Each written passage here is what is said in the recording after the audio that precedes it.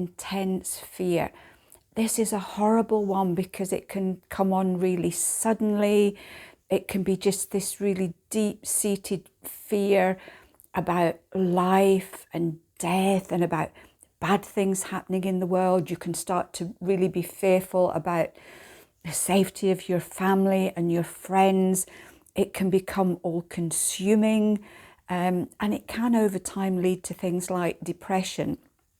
It can. So this side of the intense fear is you tend to feel it all the time. It's an all-day situation. So you're in this state of fear continually the whole day.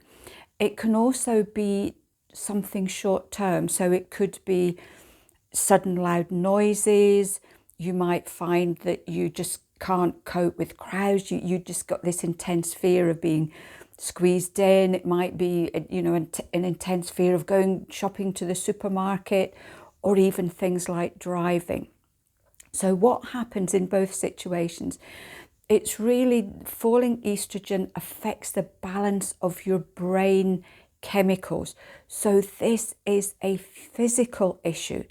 It's not a mental issue. It's not the fact that this is all going on in your head or you are going mad. You know, so many of you say that when you try to explain to other people, you're just told, oh, don't be silly, it's all in your head, or you're just imagining it.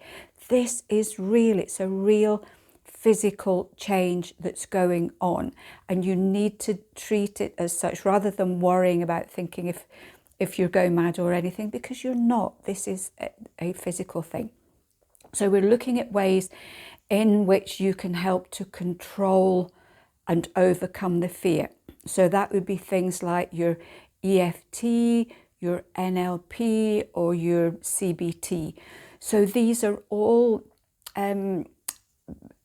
sort of situations where you learn to do certain techniques that can help you to cope better. It makes you stronger emotionally, and it makes you more in control of your emotions rather than the other way around.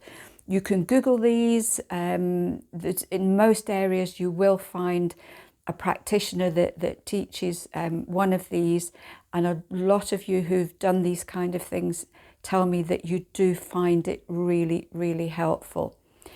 The other things, again, is things like your deep breathing, and this is good for absolutely everything in the menopause and perimenopause. And I do recommend that you all learn how to do the deep breathing exercises. So if anything happens that's out with your control or where you just feel out of your depth, you can jump into the deep breathing and just feel that bit more in control. We know that regular exercise can help with this as well. So try and keep active every day. You don't necessarily have to do exercises as such, but try and keep active to keep your body going. You can look at herbs such as ashwagandha. This one seems to be particularly helpful for the fearful side of it. Remember the water, because dehydration can be an issue, as can low blood sugar level. So dehydration and low blood sugar level can really whiz up your nervous system, and that can cause problems as well. Acupuncture can often be really helpful too, so it's worth checking out. If, however, the intense fear is affecting your daily life, if you're really getting scared, if you're not wanting to go out, if you're not wanting to go to work or communicate with other people, then you need to speak to your doctor about this. It may well be that you just need something extra to help you through this particular phase. For those of you who've experienced this, what did you do to help yourself?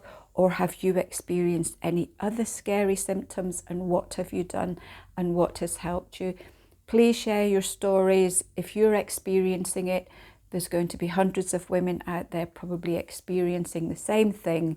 And for all you know, you might be that person to help them too. I will see you soon. And until then, have a lovely week.